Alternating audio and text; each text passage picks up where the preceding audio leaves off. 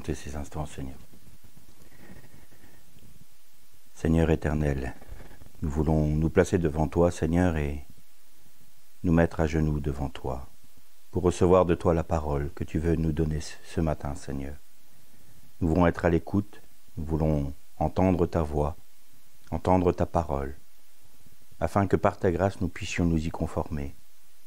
Seigneur, veuille nous enseigner, et pour ma part, Seigneur, que je sois simplement un serviteur inutile, mais qui ouvre la bouche en ton nom.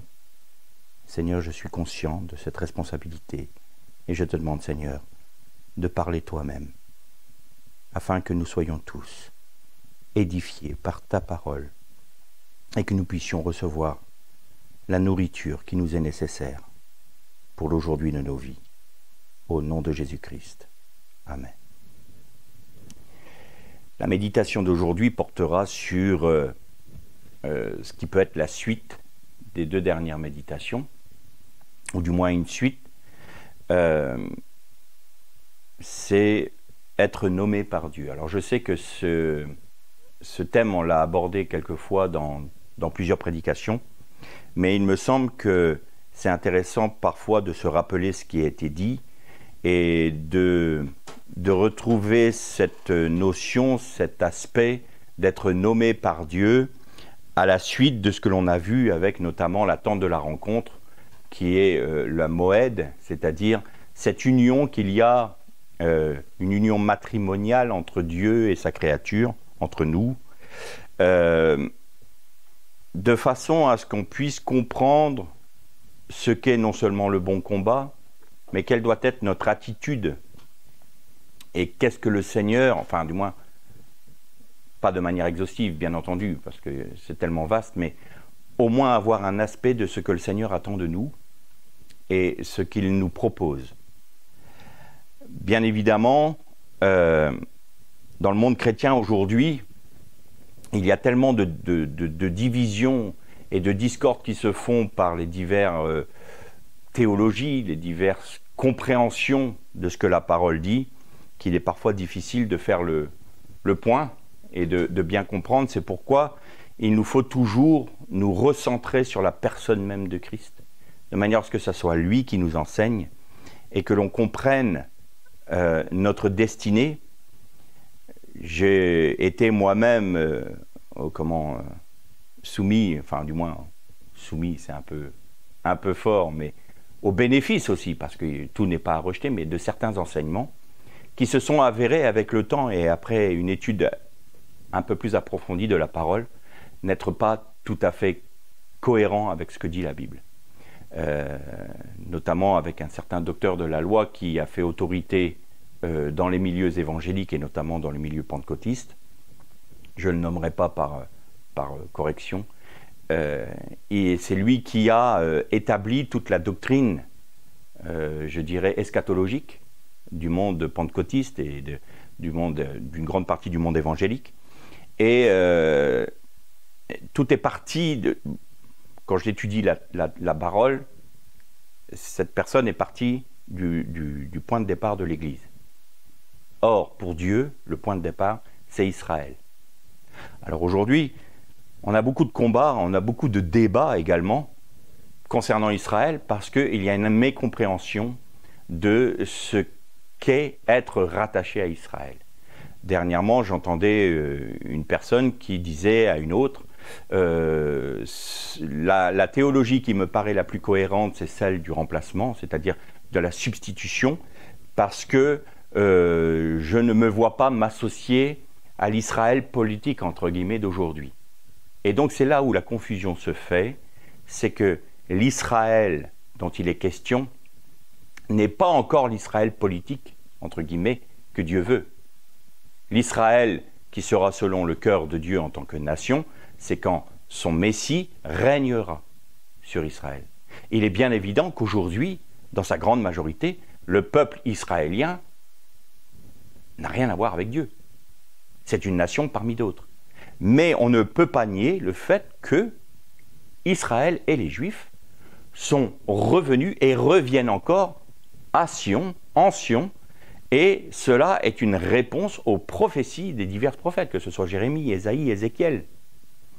Et se détacher à ce point de la racine qu'est Israël nous amène dans des affres qui fait que on a des théologies extrêmement étranges. J'écoutais encore dernièrement quelqu'un qui part du principe que l'Ancien Testament, c'est le Dieu méchant. Il a le sentiment, cette personne-là a le sentiment de découvrir quelque chose de nouveau alors qu'il nous fait du marcionisme nouvelle génération. J'ai envie de dire à cette personne, ce que tu défends là, déjà au 1er siècle, c'était dit. Donc ce n'est pas une hérésie qui est nouvelle. Mais j'ai remarqué que toutes les anciennes hérésies reviennent sur le devant de la scène aujourd'hui. Il y a un esprit de confusion et la raison en est fort simple. Comme on confond l'Église catholique romaine et on la mêle avec l'Église des premiers siècles, eh bien ce que nos frères des premiers siècles ont établi comme vrai en se réunissant et en priant et en se laissant conduire par le Saint-Esprit, eh bien on dit « Ah ben non, c'est l'Église catholique ». Non, l'Église catholique est arrivée avec Constantin. C'est devenu une religion d'État. Mais avant, il y a eu des hérésies qui ont été dénoncées par nos frères de l'époque et quand ils se réunissaient en concile. Bien. Et je remarque que toutes ces hérésies qui ont été traitées à ce moment-là reviennent sur le devant de la scène et aujourd'hui apportent une confusion énorme dans le peuple de Dieu. Et alors, pour être bien précis, quand je parle d'être rattaché à Israël, Israël d'aujourd'hui, parce que je comprends que les membres des nations qui ne sont pas de la généalogie de manière génétique à Abraham puissent se sentir quelque part mis de côté, oubliés dans cet Israël-là. Mais Israël, le vrai Israël d'aujourd'hui qui est selon la foi en la promesse et non selon le sang, nous dit l'apôtre Paul, c'est parce qu'il y a dans l'Israël génétique des personnes qui ont reconnu leur Messie et qui ont compris que ce qu'on appelle aujourd'hui le christianisme n'est autre que l'accomplissement du judaïsme en la personne de Jésus-Christ, et les personnes des nations qui ne sont pas génétiquement israéliens ou du moins juifs, ou du moins hébreux, eh bien sont rattachés en Jésus-Christ à cet Israël-là qui vit non pas selon leur gène, mais selon la promesse qui a été faite à Abraham, « Je ferai de toi une nation, une postérité, sortira de toi des rois, je te ferai ton nom grand », toutes ces promesses-là sont rattachées à ces personnes-là. Et donc, nous trouvons notre place non pas hors d'Israël, mais au sein même d'Israël. Et ça, c'est quelque chose qui est mécompris aujourd'hui.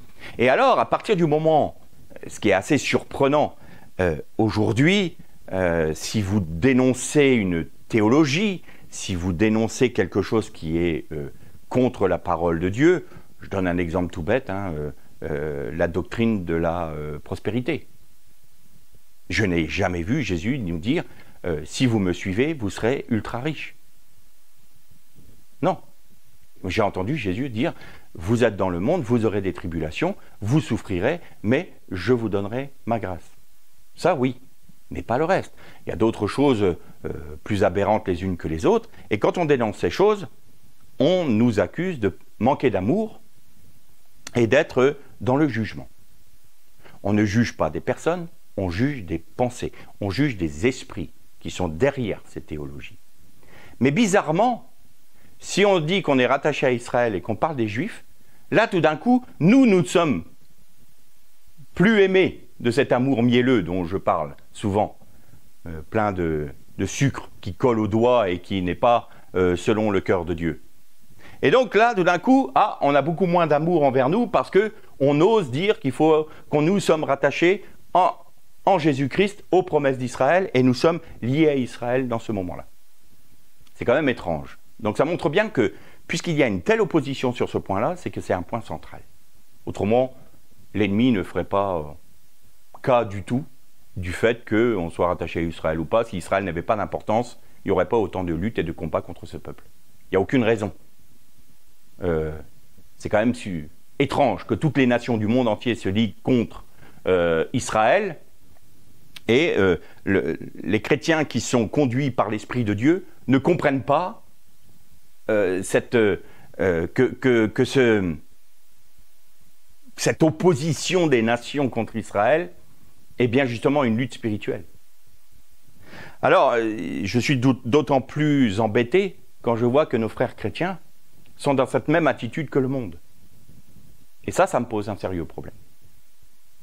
Parce que moi aussi, j'ai baigné dans cette théologie où Israël était mis de côté, puis c'était nous qui avions raison, et il fallait qu'Israël nous rejoigne en tant qu'Église, et que l'Église était centrale.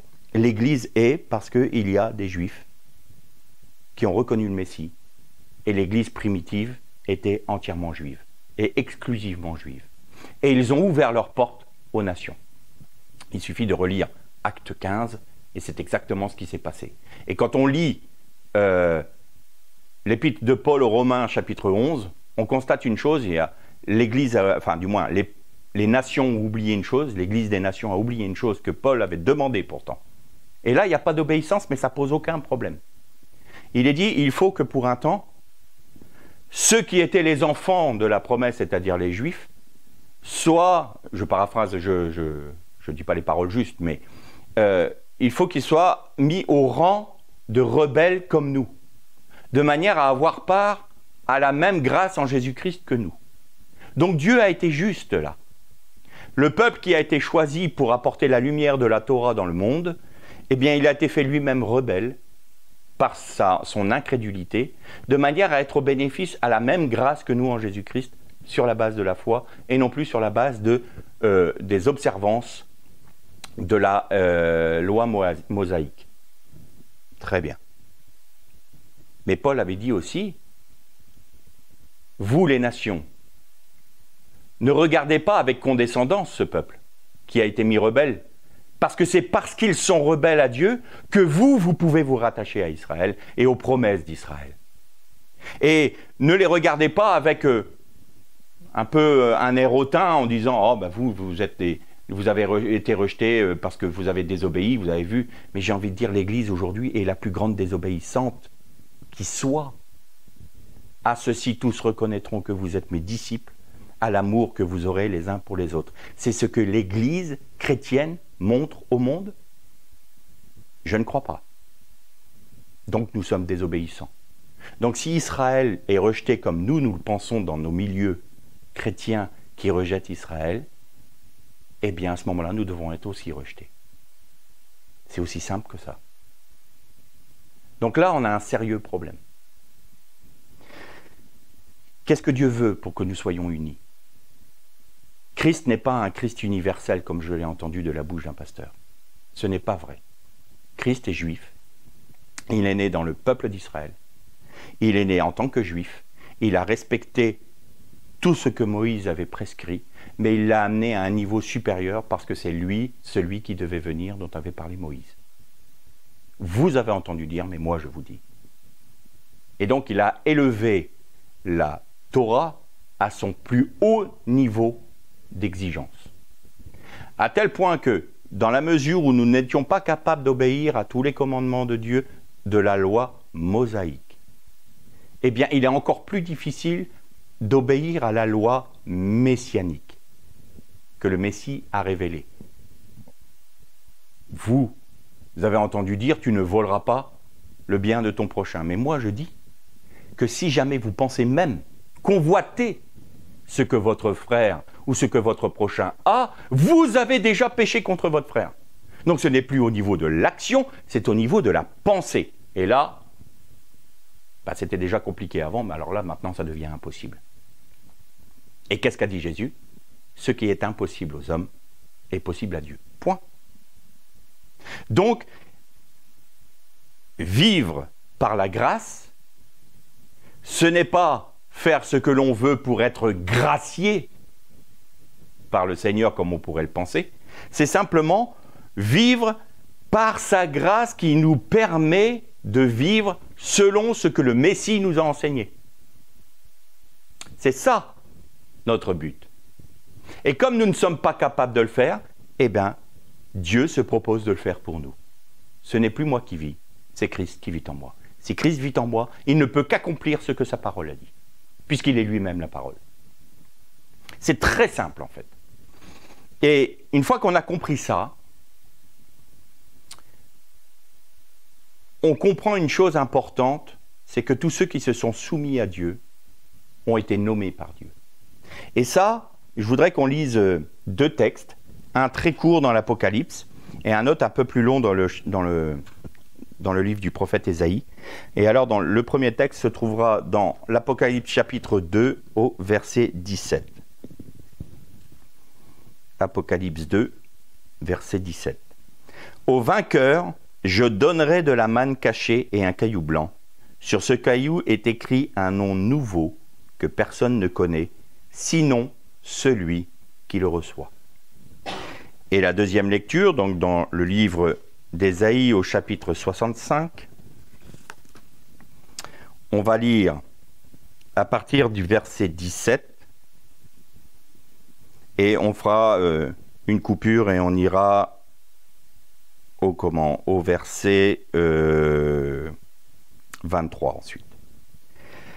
Ésaïe 65, verset 17 pour commencer. « Car je crée un ciel nouveau et une nouvelle terre. On ne se souviendra plus du passé, il ne viendra plus au cœur. Égayez-vous plutôt et soyez pour toujours dans l'allégresse à cause de ce que je crée.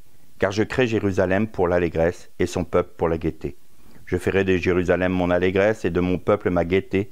On n'y entendra plus de pleurs ni de cris, il n'y aura plus là de nourrissons vivant quelques jours seulement, ni de vieillards qui n'accomplissent pas ses jours. » Et au verset 23, « Ils ne se fatigueront pas pour rien, et n'auront pas d'enfants pour l'épouvante, car ils formeront la descendance des bénis du Seigneur, et leur progéniture sera avec eux.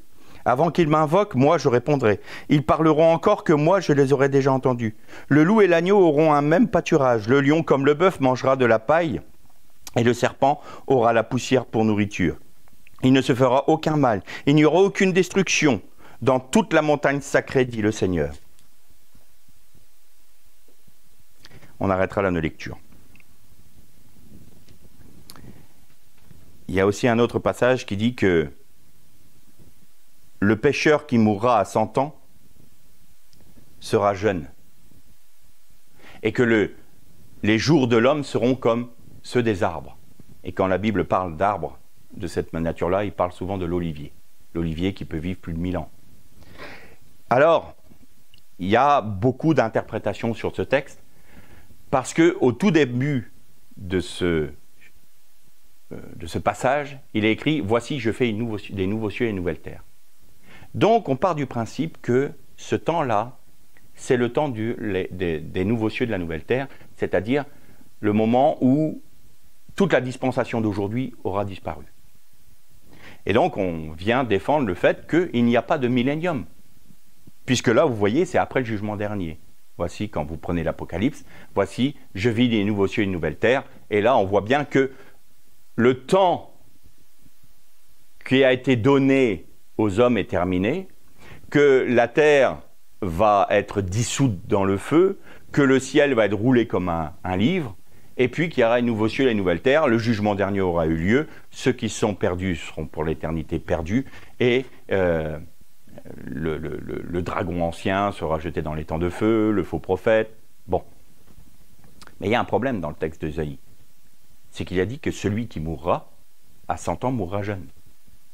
Que celui qui est pécheur et qui va mourir à 100 ans, ça sera en fait le fait de son péché. Mais que le jour des hommes seront comme l'arbre. C'est-à-dire, on va retrouver à ce moment-là ce qui était au commencement, c'est-à-dire Adam qui vivait 900 et quelques années, les autres, les patriarches, vivaient plus de 900 ans. Mais si on part du principe que ce texte d'Ésaïe fait référence à l'après les nouveaux cieux et les nouvelles terres, Ça veut dire que nous sommes confrontés au problème du fait que la mort elle-même est engloutie dans les temps de feu. Et que le dernier ennemi vaincu par Jésus, c'est la mort. Mais si des gens meurent, c'est que ce n'est pas ce temps où les cieux et la terre sont refaits. En fait, ce texte-là nous dit, voici, je crée des nouveaux cieux et nouvelles terres. C'est dans le principe de création. Je vais faire toutes choses nouvelles. Mais il va y avoir un temps de 1000 ans dont nous parle l'Apocalypse, parce que là aussi on nous dit, oui mais le millénium n'est pas dans la Bible. Bon, je veux bien qu'on coupe les cheveux en 40 000, mais le règne pendant 1000 ans, que ce soit millénium ou règne de 1000 ans, pardon, mais on peut jouer sur la sémantique, mais c'est la même chose en fait. Et donc pendant ce temps-là, l'agneau, le lion, le loup mangeront de la paille, du fourrage. Il est même dit que le nourrisson pourra mettre la main sur le nid de l'aspi, et ça, on retrouve ça dans l'Apocalypse. Donc, qui fait référence à ce texte d'Ésaïe. Et c'est pour cette raison que nous aurons un nom nouveau. C'est pendant ce temps-là, ce temps du règne messianique, qui aura lieu sur la terre. Alors, si on dit, comme certains, ce qu'on appelle les post-millénaristes, qui considèrent que le millénium a déjà eu lieu, il y a un gros écueil sur cette théologie, c'est que, si c'est arrivé, c'est que le lion et l'agneau ont mangé de la paille déjà. Que les armes de guerre ont été transformées en instruments agricoles. Que la paix a régné. Or, excusez-moi, je n'ai pas vu ça arriver encore. Donc, de penser que la parousie, c'est-à-dire la seconde venue du Messie, sera le jugement dernier, fait abstraction des prophéties d'Ésaïe et de ce que l'Apocalypse nous dit. Donc là, il y a un problème. On voit bien que quand Jésus va revenir, pour la parousie, il va poser ses pieds sur le mont des Oliviers, il va régner sur Israël. Et là, c'est là que ce que nous dit Paul dans son épître aux Romains, au chapitre 11, « Et tout Israël sera sauvé ». C'est à ce moment-là que les Juifs vont reconnaître leur Messie et toute la nation d'Israël se tournera vers le Messie et sera sauvée. Mais avec eux, tous ceux d'Éphraïm. Mais Éphraïm, ce n'est pas simplement le fils de Joseph. C'est tous ceux qui auront été rattachés, qui auront accepté le sacrifice de Jésus, qui auront accepté le Seigneur Jésus comme leur sauveur et leur Seigneur. Et ça, c'est important. Parce qu'on peut très bien reconnaître Jésus comme notre sauveur, mais est-ce qu'il est notre Seigneur? C'est-à-dire, est-ce qu'il règne dans notre vie? Est-ce que nous nous laissons nommer par lui? Est-ce que nous nous laissons connaître par lui? Et c'est ça l'important. Aujourd'hui, Jésus est connu justement sous le nom de Yeshua, Dieu sauve. Pourquoi? Parce que dans le temps de la grâce dans lequel nous sommes, dans cette dispensation-là, c'est le nom que porte Jésus. Pourquoi? Parce que le nom correspond non seulement à la personne, mais à son rôle qu'il a à accomplir sur la terre. Je prenais dernièrement, pendant le cours Zoom, l'exemple de Abraham et Sarai, qui est devenue Sarah. Il y a été rajouté la lettre de l'esprit, la lettre « Hé ». Et c'est au moment où ils ont reçu entre guillemets, cet esprit, qu'ils ont été nommés par Dieu, qu'ils ont obéi à Dieu, qu'ils se sont laissés connaître par Dieu, qu'ils ont laissé Dieu conduire toutes choses dans leur vie et avoir tout abandonné à Dieu. Eh bien, là, ils ont eu la marque de l'Esprit. Et la marque de l'Esprit a engendré la postérité. Avant, Sarah était stérile. À partir du moment où elle a porté la marque de Dieu sur elle, et que son époux également, alors il y a eu du fruit. Et on sait que Yitzhak est typologiquement l'image du Messie, et que Rivka est typologiquement l'image de l'épouse du Christ. Yaakov, le talonneur, ou celui qui est roublard, devient Israël. Il devient Israël à quel moment? Au moment où il a combattu avec l'ange de l'Éternel et où l'ange de l'Éternel lui a frappé sur la partie la plus dure de son anatomie, qui est le tendon de la hanche. Et le tendon de la hanche, c'est la partie la plus dure de son moi qui a été frappée. Et parce qu'il est devenu boiteux et qu'il était obligé de s'appuyer sur son bâton, qui n'est autre que le maté, mais dans l'hébreu, il y a un jeu de mots, maté peut devenir émet. Émet, c'est la vérité. Donc pour marcher, il est obligé de s'appuyer sur la vérité. Qui est la vérité? Je suis le chemin, la vérité et la vie. Nul ne vient au Père que par moi. C'est Jésus-Christ. Donc à partir du moment où Yaakov, le talonneur, Yaakov, le roublard, a été obligé de s'appuyer sur la vérité pour pouvoir marcher, il est devenu Israël. Et chose étonnante, l'ange de l'Éternel lui dit, puisque tu as vaincu. Mais l'ange de l'Éternel n'a rien du tout. Et Yaakov, t'a été frappé. C'est toi qui boites. C'est toi qui as été vaincu dans la bataille. Mais tu as été vainqueur. Plutôt, j'ai dit vaincu peut-être au début. Non, tu as été vainqueur. Tu as lutté contre l'Éternel et tu as été vainqueur. Et pourtant, il boite. Mais tu es vainqueur parce que tu m'as gagné. Tu es vainqueur parce que tu t'es appuyé sur moi. Tu es vainqueur parce que maintenant tu ne peux plus marcher sans moi. Alors tu n'es plus Yaakov, le roublard, le talonneur, celui qui essaye de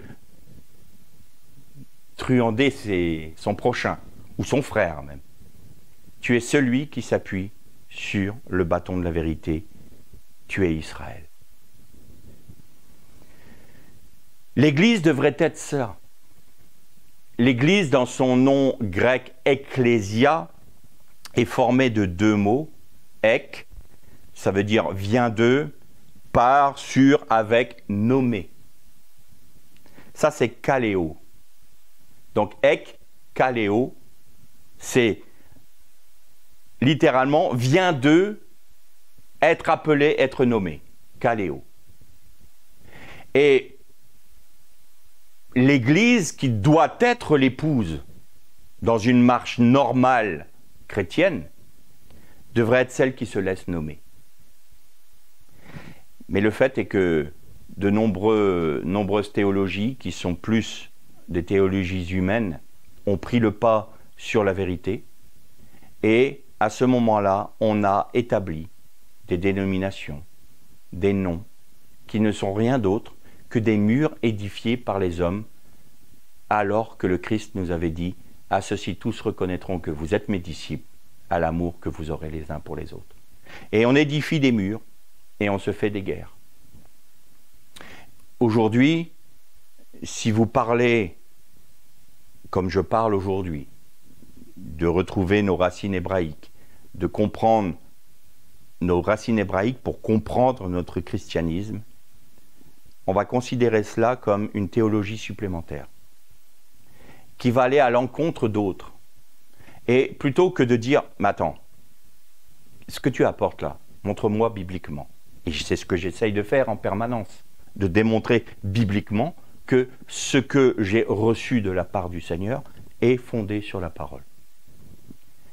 Mais je ne vais pas regarder une autre théologie automatiquement comme non biblique, mais je vais voir comment elle s'accorde avec la mienne et comment elle peut compléter la mienne.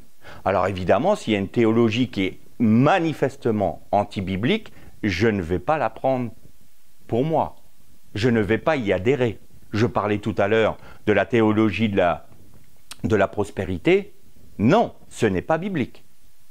Mais autant la théologie de la substitution n'est pas biblique non plus. Et donc, on ne peut pas accepter de telles théologies qui sont manifestement à l'encontre de la parole de Dieu et de se dire, eh bien, elles se valent toutes. Il faut dire, attention, cette théologie-là n'est pas conforme à la parole, l'Esprit en moi n'atteste pas cela, je ne peux pas la rajouter à ce que j'ai reçu de Dieu. Par contre, baptême dans le Saint-Esprit, oui, c'est biblique. Donc là, ok. Même si ce que l'on en a fait n'est pas pleinement ce que la Bible dit. On en a fait une technique, on en a fait un galon que l'on gagne, Et si tu n'es pas baptisé dans le Saint-Esprit, c'est que tu as un problème dans ta vie. Bon, ce n'est pas comprendre le baptême dans le Saint-Esprit parce qu'on fait de la marque du parler en langue, j'ai envie de dire, le diplôme supérieur du chrétien. Non. Non, le parler en langue est un don comme les autres. Mais il est principalement pour soi-même, pour s'édifier soi-même. Mais voilà, je ne vais pas rejeter cela. Le baptême par immersion, oui, c'est biblique. Donc je l'accepte. Le salut par grâce, bien évidemment que c'est biblique. Et donc je vais l'accepter. Et puis là, quand on arrive au salut par grâce, on est confronté à un gros problème. Parce que on part du principe que le but du chrétien, c'est d'être sauvé. Point. Mais le but du chrétien, c'est pas d'être sauvé. Le but du chrétien, c'est d'accomplir les œuvres de Dieu. Pour sa vie en premier et pour ceux qui l'entourent ensuite. Ça veut dire que on va accepter d'être nommé. On va accepter que Dieu change notre vieille nature ou l'échange contre celle de Dieu, contre celle du Christ. Et nous porterons un nom nouveau pour la dispensation dans laquelle nous sommes aujourd'hui. Mais il y a un autre aspect, c'est que ce nom que nous recevons aujourd'hui, qui est en préparation, sera pour le moment du règne messianique, du millénium.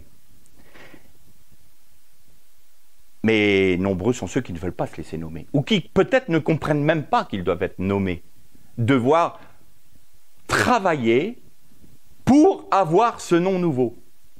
Vous avez noté que c'est que les vainqueurs qui ont un nom nouveau, pas le reste. Donc, il y a des vierges sages et des vierges folles, mais on a une théologie dans le monde évangélique, c'est soit tu es sauvé, soit tu es perdu, il n'y a pas de récompense, comme nous dit Paul. Pour eux, ils auront perdu leur récompense, ils seront sauvés comme à travers du feu. Toutes leurs œuvres seront consumées par le jugement de Dieu. Ah ouais, mais là, on ne peut pas accepter ce message, Philippe. Parce que le salut, c'est la grâce. Et là, tu nous parles des œuvres. Mais l'apôtre Jacques parlait bien des œuvres de la foi, non? C'est quoi? Qu'est-ce que ça veut dire? Mais je ne comprends pas. Alors, tu dis que si je n'ai pas les œuvres, je n'ai pas le salut. Qui vous parle le salut?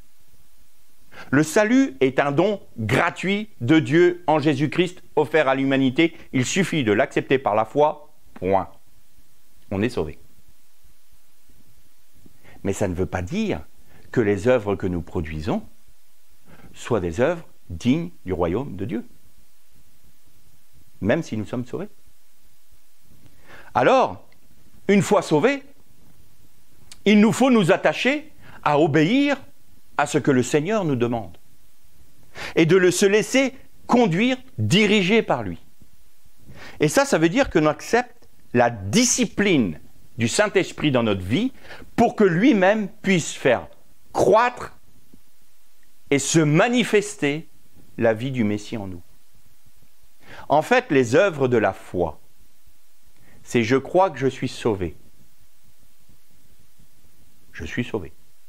Mais je crois aussi que je peux vivre selon la parole de Dieu, par la grâce de Dieu en Jésus-Christ, si c'est Dieu qui l'accomplit en moi pour moi. Et tant que je laisse Christ vivre en moi, je me laisse nommer par lui. Je suis à l'inverse des gens de Babel qui disaient « Faisons-nous un nom, nous refusons l'autorité de Dieu sur nos vies, nous voulons être nos propres dieux. » Et aujourd'hui, un scientifique français qui est complètement obnubilé par l'intelligence artificielle, par l'homme augmenté, tout ce que vous voulez, et il se dit lui-même futurologue.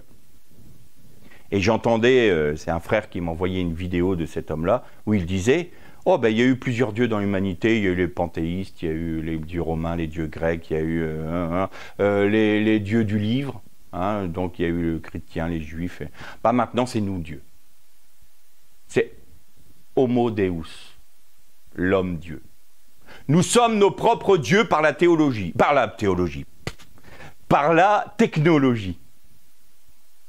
Je ne cache plus, hein. Ce que Babel disait, faisons-nous un nom, nous ne voulons pas de Dieu, nous sommes nos propres maîtres, nous sommes nos propres dieux. Aujourd'hui, c'est le même cri du cœur de ces gens-là. Nous sommes l'homme-dieu. Nous avons tué Dieu. C'est le même esprit. Et à ceux qui se laisse nommer. Abraham, quitte le pays où tu es. Va. Lech lecha. Va pour toi, mais on peut aussi traduire va en toi. Mais où, Seigneur? C'est moi qui vais te diriger. Ah non, non, non, moi je ne peux pas suivre ce chemin-là, Seigneur, tant que je ne sais pas où je vais, comment ça va se passer. Non. Il faut que tu me donnes un planning bien carré, telle étape là, tel jour là, telle étape là, tel jour là, parce qu'autrement, moi je suis perdu. Bon, ben alors tu ne veux pas te laisser nommer par moi. Tu as peur de m'obéir. Tu as peur de ce que je peux accepter pour ta vie. Tu ne m'aimes pas assez pour me faire confiance, pour que je conduise ta vie, même si tu vas dans un endroit que tu ne connais pas. Alors tu es sauvé, mais tu n'as pas confiance en Dieu. Et là, vous commencez à comprendre que quand Jésus a dit « Le Fils de l'homme, quand il reviendra, trouvera-t-il la foi ?» Ce n'est pas la foi dans le salut, c'est dans la foi dans son amour, dans la foi dans le fait qu'il peut nous conduire en nous abandonnant totalement à lui. Parce que là où j'ai longtemps cru que cette même chose, que le salut c'était le seul but du monde et de l'humanité, je n'ai pas compris qu'on était sur terre pour accomplir les œuvres du Maître. Et alors, évidemment, se découle de ça, le seul œuvre que nous avons à faire une fois que nous sommes sauvés, c'est de sauver d'autres. Mais ça ne s'arrête pas là. Parce que la Bible nous dit, vous devez vous édifier vous-même dans la personne du Christ, dans la connaissance de Christ. Donc, ce n'est pas le salut seulement. Il faut que les œuvres du Christ s'accomplissent pour l'humanité.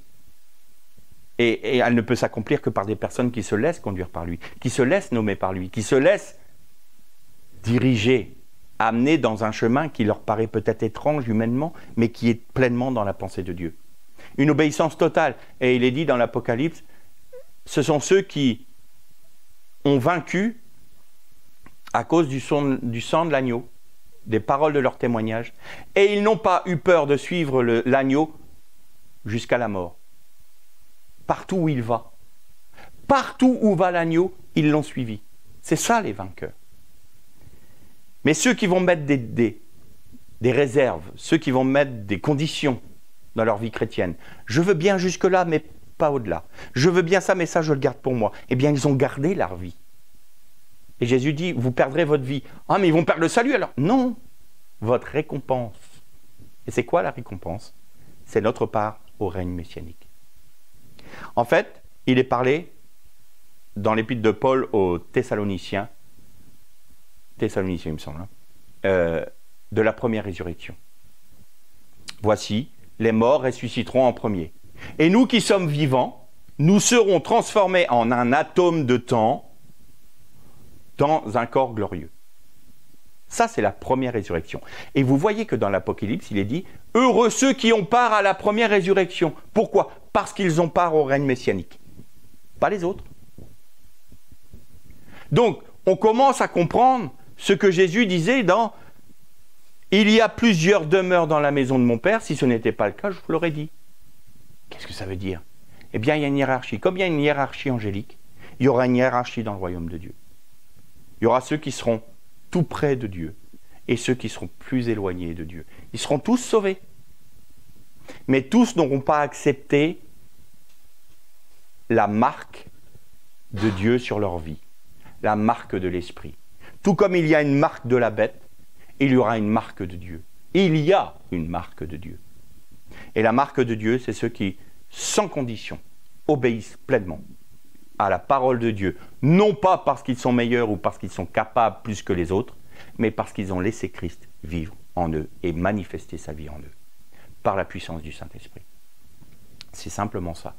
Être nommé par Dieu, ça veut dire être uni à lui. Ça veut dire accepter d'être son épouse. Ça veut dire accepter que le voile qui est en nous, le voile de notre chair, soit déchiré, de manière à ce que nous soyons unis au cœur de Dieu, par la vie du Messie en nous.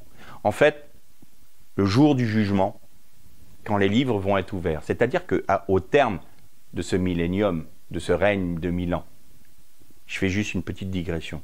Vous avez noté que pendant ce règne de 1000 ans, Satan sera lié dans l'abîme. – Et c'est notre frère Jean-Marc Taubois qui disait une chose tout à fait vraie. si le millénium a déjà eu lieu, eh bien la chaîne de Satan était drôlement longue. Parce qu'il en a pu faire des œuvres quand même, malgré tout. Il a pu faire des tentations. Donc ça montre bien que ce n'est pas ce temps-là, que le temps va venir. Et donc, je ferme la digression là, au terme de ces 1000 ans, on va voir une chose effroyable. Le diable va être à nouveau délié, parce qu'il est normal que ceux qui auront vécu ce temps merveilleux sous le règne du Messie soient eux-mêmes tentés pour que Dieu soit juste, parce qu'autrement, nous qui n'avons pas connu ce millénium-là, il y aurait une injustice. Eh bien, on remarque une chose effroyable. Après 1000 ans de règne messianique où la paix a régné pendant 1000 ans, où l'agneau mangeait avec le lion, eh bien, tous les hommes vont se rebeller contre Dieu. Tous. Toutes les nations. Et là, c'est Dieu lui-même qui juge. Et un feu dévorant sort de Dieu pour détruire l'humanité. Et c'est là que cette terre-ci sera consumée par le feu, que le ciel que l'on connaît sera roulé comme un livre, et que Dieu créera des nouveaux cieux et nouvelles terres. Et là, on revient au texte d'Ésaïe. Voici, je fais toutes choses nouvelles. C'est-à-dire que le dernier ennemi ayant été vaincu par le Messie, la mort, le serpent, Satan, la bête, le faux prophète et la mort, et tous ceux qui les auront suivis seront jetés dans les temps de feu, c'est-à-dire seront sous le jugement de Dieu pour l'éternité. Le feu, c'est toujours le jugement de Dieu. C'est-à-dire qu'ils seront toujours soumis au jugement de Dieu. Et il n'y aura pas de rémission possible. Ça sera une vie complètement étriquée, rabougrie, sans amour, sans affection, sans la marque de Dieu qui maintient quand même malgré tout notre humanité qui est dirigée par des hommes et des femmes, parce qu'il ne faut pas oublier, on veut être féministe, mais les femmes ne sont pas toujours plus tendres, qui sont soumis à Satan. Et il y a quand même cette marque de Dieu qui présente l'amour. Là, ça ne sera plus le cas. Ça sera une vie toujours sous le jugement de Dieu. C'est ça la souffrance, de voir qu'on a été créé pour une chose et que nous ne pourrons plus jamais l'atteindre. Et puis, il y a ceux qui vont être résidents dans les nouveaux cieux et la nouvelle terre. Et vous avez vu que dans les nouveaux cieux et la nouvelle terre, il y a la nouvelle Jérusalem. Il n'y a plus de temple. Il n'y a plus de temple dans la nouvelle Jérusalem. Parce que l'Éternel est le temple. C'est-à-dire que Dieu va venir personnellement sur ces nouveaux cieux et nouvelles terres. Et il y a ceux qui seront résidents de la nouvelle Jérusalem. Ce que j'appelle les vainqueurs. Je ferai d'eux une colonne dans le temple de mon Dieu. Ils auront le nom de la nouvelle Jérusalem. Ils auront le nom de mon Dieu. Ils auront mon nom nouveau. Ils auront un nom nouveau. Tout nous parle de la nouvelle Jérusalem. Et la nouvelle Jérusalem, c'est quoi? C'est l'épouse. L'épouse, celle qui s'est laissée connaître par son époux, celle qui s'est laissée nommer par son époux. On porte le nom de notre Seigneur. Tout comme une femme va porter le nom de son mari. Vous aurez un nom nouveau. Vous aurez le caillou de l'élection. Vous aurez la manne cachée. La seule manne cachée, c'est celle qui est dans l'arche d'alliance. C'est-à-dire que vous êtes dans la nourriture, c'est le cœur même de Jésus-Christ. Et là, Christ aura un nom nouveau. Pourquoi? Parce que ça sera une autre dispensation. Ça ne sera plus Dieu sauve. Ça sera le Dieu règne. Ça sera, je ne sais pas son nom. C'est après. Mais nous aussi, nous aurons un nom nouveau. Dans le millénium, notre nom, celui que nous sommes, nous, aujourd'hui, en train de nous forger, va déterminer notre position dans le règne de Dieu. D'abord dans le règne messianique, c'est-à-dire que la Bible nous dit à l'un sera donné une ville, à l'autre 10, à l'autre 5, à l'autre 20. Il y aura, comme les 12 disciples, les 12 apôtres, vont être les 12 princes d'Israël. Eux, on sait, alors on ne connaît pas leur nom, mais on sait leur rôle. Eh bien, nous aurons un nom nouveau et un rôle qui est lié à ce nom, pour être dans ce règne messianique. Et ça nous donnera la position dans les nouveaux cieux et la nouvelle terre. C'est la raison pour laquelle, même si nous sommes sauvés, nous pouvons très bien être sauvés comme à travers du feu, c'est-à-dire que le jugement de Dieu, nos œuvres, ce que nous aurons laissé s'accomplir par Jésus-Christ en nous, détermineront ce que nous sommes. Alors voulons-nous nous laisser nommer par Dieu? Au jugement dernier, je disais tout à l'heure, ce n'est pas le fait que nous ayons fait beaucoup de choses sur terre.